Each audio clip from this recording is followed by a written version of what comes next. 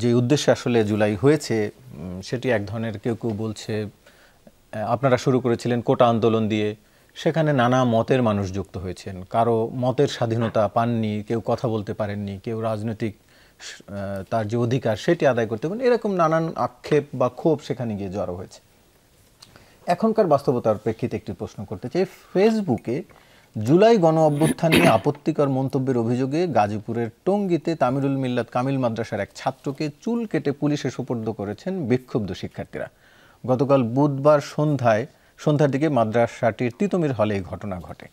একটু আপনার কাছে জানতে চাই, আগে মত প্রকাশের স্বাধীনতা ছিল না, এখন জুলাইয়ের কটূক্তি করলেই আসলে তাকে শাস্তি দিতে হবে, সেটি কি তার এক ধরনের স্বাধীনতার খর্বও বলা যায় কিনা? আপনাকে ধন্যবাদ। আমাদের সহ আলোচক যারা আছেন তাদেরকে শুভেচ্ছা, এবং যারা দেখছেন।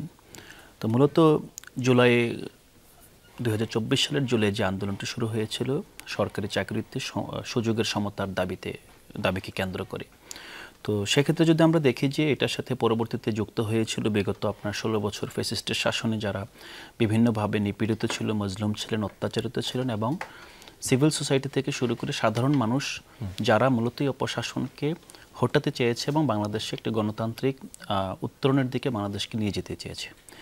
সেই প্রেক্ষিতে আমরা যদি দেখি গত এক বছরে যা হয়েছে, আমরা একটা বিষয় দেখেছি যে জুলাইতে ছাত্র জনতা একটা বিষয় জাতির সামনে ক্লিয়ার করেছে, তারা যে কি চায় না, তারা কি চায় আপনি সেটা যদি চিন্তা করেন, কি চায় না বাদ দিলে তারা ফ্যাসিস্টের শাসন চায় না, তারা গণমাধ্যমের উপর নিপীড়ন চায় না, আপনার জনমতের উপর অথবা আমরা যেটা ফ্রিডম অফ এক্সপ্রেশন বলি সেটার উপর কোনো খবরদারি চায় না, এবং স্বাভাবিকভাবে রাষ্ট্রযন্ত্রকে কুক্ষিগত করে একটা বিশেষ গোষ্ঠী তারা সব সুযোগ সুবিধা নেবে, এবং আপনারা দেখেছে অর্থনৈতিকভাবে বাংলাদেশের সম্পদ বিদেশে যে পাচারের যে প্রবণতা দেখা দিয়েছিল, এই সবগুলো ক্ষেত্রে আপনার জনগণ রায় দিয়েছে, তারা এই বিষয়গুলো চায় না।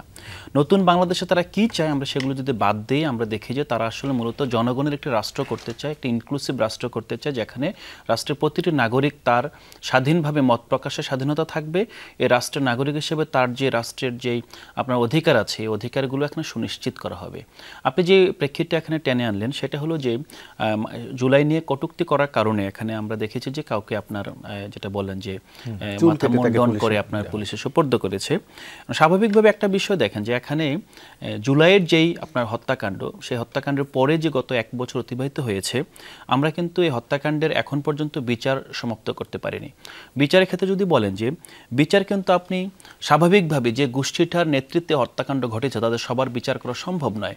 এক্ষেত্রে অনেকে দাবি করেছিল যে এখানে একটি দক্ষিণ আফ্রিকার মতো ট্রুথ অ্যান্ড রিকনসিলিয়েশন কমিশনের মাধ্যমে যারা এখানে এই পার্টির সাথে যুক্ত ছিল, হত্যাকাণ্ডের আপনার কমপ্লিসিট ছিল, তারা জাতির সামনে ক্লিয়ার করবেন যে তারা এই ধরনের অপরাধের সাথে যুক্ত নয়, এবং তারা সামহাও এই ঘটনা যে তাদের দলের মাধ্যমে তাদের সমর্থনে ঘটে গিয়েছে সেটার জন্য তারা অনুতপ্ত, এবং তারা ভবিষ্যতে বাংলাদেশের নাগরিকদের সাথে এই ধরনের আপনার বিভাজন এবং পাশাপাশি হত্যাকাণ্ডের সাথে তারা যুক্ত হবে না, এটাই কিন্তু সে দাবিটা ছিল।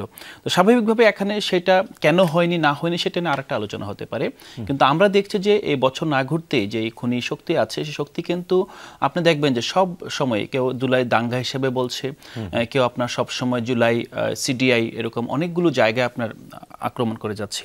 আক্রমণটা আসলে কিসের প্রেক্ষিতে আমরা দেখেছি, যারা যেই ছাত্র জনতা আন্দোলন করেছিল, যে ছাত্র জনতা এখানে ফ্যাসিস্টের বিরুদ্ধে বিজয় এনে দিয়েছে অথবা বিজয় এনেছে, আপনি তাদেরকে আপনি সরাসরি আক্রমণ করছেন।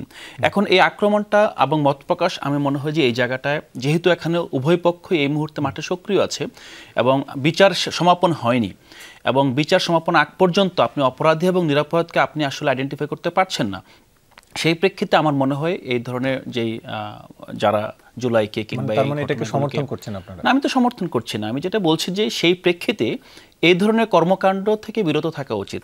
কারণ আপনি এখানে যেখানে খুনি, অবশ্যই জুলাইকে কটূক্তি করারকে সাধুবাদ জানানোর সুযোগ না, কিন্তু তার মানে কি তাকে এই শাস্তি দিতে হবে কিনা? না, এখানে শাস্তির ব্যাপারটা আমি এখানে পুরোপুরি অবগত না, এবং আমি সাপোর্ট করছি না। বাট একটা বিষয়টা বুঝতে হবে যে আপনি যারা জুলাইকে দাঙ্গা হিসাবে প্রমাণ করার চেষ্টা করছে এবং তারা বলছে জুলাই এখানে সন্ত্রাসবাদের উত্থান, মুক্তিযুদ্ধকে অনেকে গন্ডগোল বলছে, মুক্তিযুদ্ধকে এখন এটাকে আপনি অ্যাকসেপ্ট করছেন? মুক্তিযুদ্ধকে যদি গন্ডগোল বলছে, যারা এটি বলছে তাদেরকে না, এটা তো মুক্তিযুদ্ধকে যারা গন্ডগোল বলছে এটাকে অ্যাকসেপ্ট করছেন, অ্যাকসেপ্ট করা উচিত? অ্যাকসেপ্ট করা উচিত জুলাইকে না, যারা কিন্তু দাঙ্গা তার মানে বলছে বলা- এটাকে অ্যাকসেপ্ট করা উচিত না, অবশ্যই সেটা জুলাইয়ের accept করা রক্তের উচিত দাগ না। যেখানে অবশ্যই শুকায়নি এই সময় আপনি কেউ একজন বলবে জুলাই দাঙ্গা, অবশ্যই সেটা আপনার accept জুলাই করার কোনো সিডিআই, সুযোগ নেই। এইভাবে তো কখনোই কোনো জুলাই সুযোগই নেই সেটা accept আপনার এটা মানে এটা আপনার মানে এটা নিয়ে আসলে কোনো কম্প্রোমাইজ করা যাবে না আসলে। এইটা হলো আমাদের পয়েন্ট এখানে। যারা কথা বলছে তাদেরকে স্বাভাবিকভাবেই সে অপরাধী কিনা আপনাকে খুঁজতে হবে এখন।